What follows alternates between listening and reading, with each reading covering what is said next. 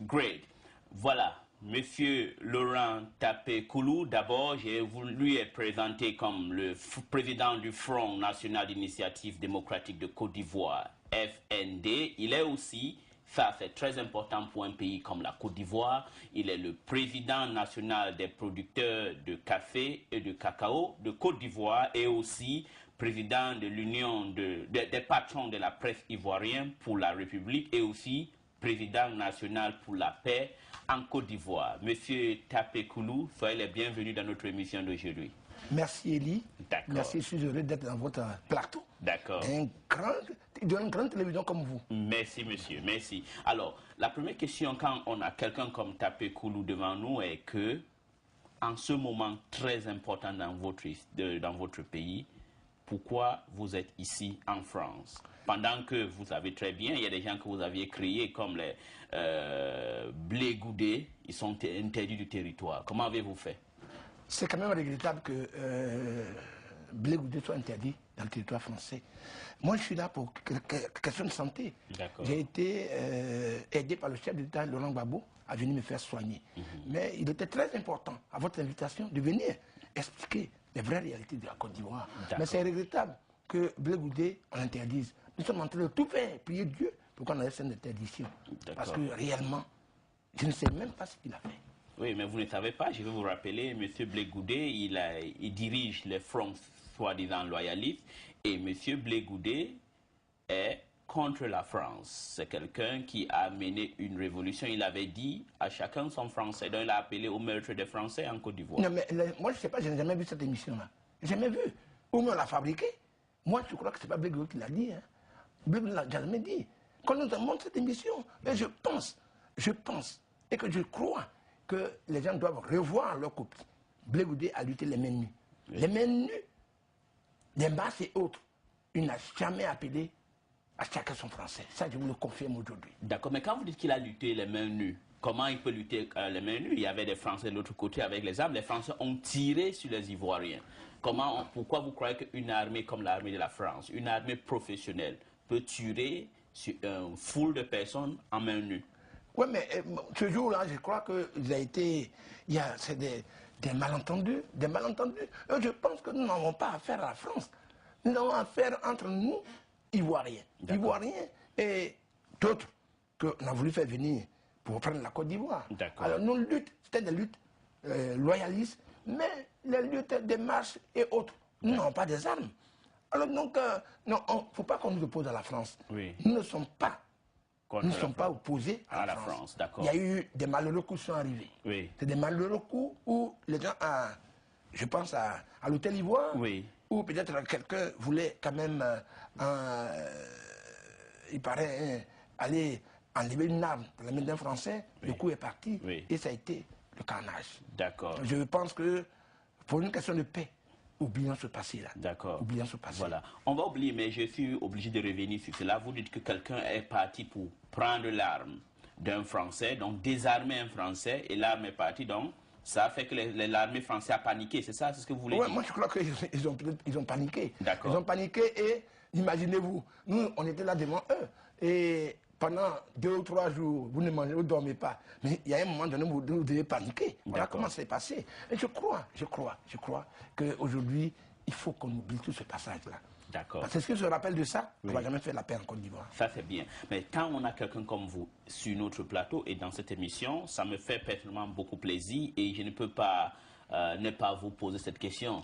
Écoutez, en Côte d'Ivoire, les élections, elle aura lieu ou pas? Mais comment vous voulez que nous avons mis beaucoup d'argent dans le président de Laurent Gbagbo, c'est mettre plein d'argent dans les élections auront lieu. Mais on ne peut pas faire des élections dans le cafouillage. On ne peut pas faire des élections ou d'autres trucs, ceux mecs auxquels on a confié les choses, les trucs. On ne peut pas. Alors que les élections auront bel et bien lieu en Côte d'Ivoire. Mais nous voulons que ça ait lieu dans la transparence, dans la paix, dans la justice. D'accord, voilà. Mais pourquoi vous dites qu'il y aura les élections et pourtant il y a des gens qui demandent la démission du ministre de l'Intérieur? On dit que c'est lui qui cause les problèmes. Non, c'est un faux problème. Le ministre de l'Intérieur a été l'un des piliers des accords de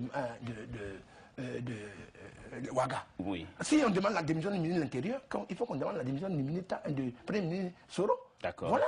Ça a été l'un des piliers. il est là, il est l'un des piliers, celui qui doit surveiller, veiller à ce que les accords de Ouagamas. Oui. Bon, il y a eu un dysfonctionnement. Lui, en tant que ministre de l'Intérieur, en même temps ministre de la Sécurité, oui. pour ne pas créer des ordres publics. Oui. Bon, peut-être il a pris sur lui le demande d'aller pour qu'on voie qui a eu tort dans cette affaire, qui n'a pas eu tort. Mais on ne peut pas le reprocher cela. Ce n'est pas pour ça qu'on doit lui demander de démissionner. Non, je pense que le ministre de l'Intérieur est un bon fonctionnaire, est un bon magistrat, et que c'est un bon politicien. Alors je ne pense pas qu'il puisse démissionner. Okay. Celui qui doit démissionner, il s'appelle M. Mambé. Mambé. Voilà, on va revenir. Alors, M. Mambé, pourquoi vous voulez qu'il démissionne?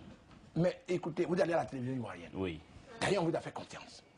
On crée une commission qui doit séparer les Ivoiriens, dans la paix, dans l'amour. Vous êtes le président de la CEI. CEI qui est un organe qui est assez... qui doit être un organe indépendant. Oui. Indépendant qui dépend des partisans. Oui. Marqué Mambé soit proche du RHDP et du PDCI. Oui. Mais lui-même, il vient à la télévision ivoirienne pour dire que les gens avaient remarqué. Moi, j'ai été surpris hier dans les réquisitions du procureur de la République. Oui. J'ai été surpris qu'ils disent que Mambé a voulu faire, son bureau s'est opposé. Le président Gbagbo s'est opposé. Mais il a voulu faire quand même. Dans quel intérêt? Alors donc, moi je pense qu'on ne peut pas demander à Mambé de démissionner, mais on devait dissoudre la CI où les membres qui étaient les plus influents, quand vous voyez le vice-président Gomis, oui. il est RDR. Oui. Quand vous voyez celui qui est informatique, c'est ça qui est plus important. Oui. Il était mêlé dans l'affaire. Oui. Vous voulez qu'on aille à des élections avec des trucages comme ça, c'est pas possible. Mais vous savez très bien tous ces gens-là. Pourquoi le gouvernement et d'autres membres de l'opposition ont accepté de mettre un homme comme Mambé à la tête, que c'est un homme qui n'est pas neutre. Donc vous-même, vous ne voulez pas les élections. Non. C'est des accords politiques. Oui. Des accords politiques où ils sont arrivés dans une commission oui. où il fallait voter. Celui qui Mambé a eu ça pourrait être un gars du FPI. Oui. Il a eu la chance d'être le président. D'accord. Mais ça ne veut pas dire que c'est des partis politiques qui lui ont dit de faire ce qu'ils devaient faire. D'accord. Donc moi je crois que les partis politiques ne devaient pas le supporter. Il y a un problème. Et le président Gbagbo, il a l'habitude de prendre l'article 48 oui. pour arranger les choses en Côte d'Ivoire. Oui. Il aurait pu prendre l'article 48. Et qu'est-ce que l'article 48 stipule? Non, l'article 48, c'est pour régler des grandes questions. Oui. Et celui qui a signé le décret d'installation de la CI, oui. je sais que ce n'est pas lui qui a nommé Mambé, oui. c'est lui qui a créé le décret. Mais il a été sous la commission qui est devenue une commission, comme on dit en Côte d'Ivoire, ouïa. Alors donc il devait être dissoudre pour qu'ils mettent en place une autre commission rapidement pour faire marcher. Pour mettre une commission en place, on n'a pas besoin de 2 mois. Voilà. Alors. Mais ça veut dire si on crée une autre commission, ça veut dire que les élections auront lieu en 2011. Non. Moi je crois qu'en juillet, ça peut avoir lieu. Ça peut avoir lieu. Ça peut avoir lieu. Parce qu'il n'y a rien à faire. On crée une commission et les fichiers déjà sont dans les instances informatiques. D'accord. On retire ce qu'on a voulu mettre dedans. Et puis c'est fini. Les preuves sont là. Okay. On retire et puis on y va. Mais M. Tapé, je reviens encore sur M. Tagro, le ministre de l'Intérieur de votre pays. Il est l'un des piliers des accords de Ouaga. Bon, vous avez eu beaucoup d'accords là-bas. Il y a Lomé, Accra, Pretoria et Ouaga maintenant. Puis il y a Ouaga 1, Ouaga 2. Pourquoi vous dites que les gens qui veulent que M. Tagro démissionne ne veulent pas la paix en Côte d'Ivoire? Ça veut dire quand même il y a des gens qui n'aiment pas que la paix, ils aiment le status quo là. Oui, mais écoutez, vous voulez aller à des élections. Vous avez un président qui dit allons à des élections. Vous avez un président qui dit, qui accepte d'être à la tête de la CEI et un membre du RHDP qui est PDCI. Alors, donc, s'il ne veut pas aller aux élections, il n'allait pas le faire.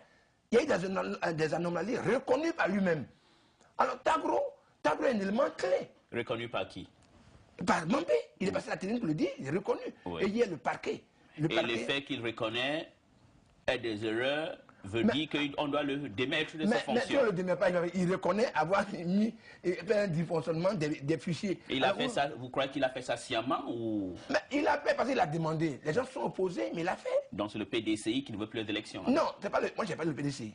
C'est le RDR?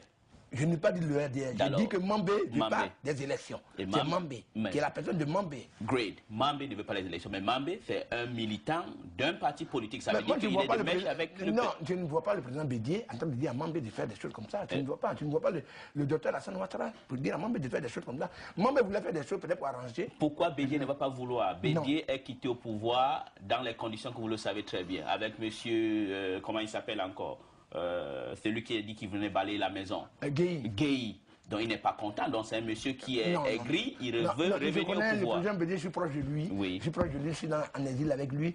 Il n'est pas... Mais c'est quelqu'un qui n'est pas rancunier. Il ne serait pas venu là. À Makoussi, il a aidé. S'il n'est pas rancunier, pourquoi il veut être président encore? Non, mais le même président, est-ce que lui, il est parti de ce pouvoir-là de manière assez, lui, il croit injuste? Alors lui, il veut venir. Est-ce que c'est le peuple de Côte d'Ivoire qui va choisir le président? Même à quelque chose, on a si le président, on accepte.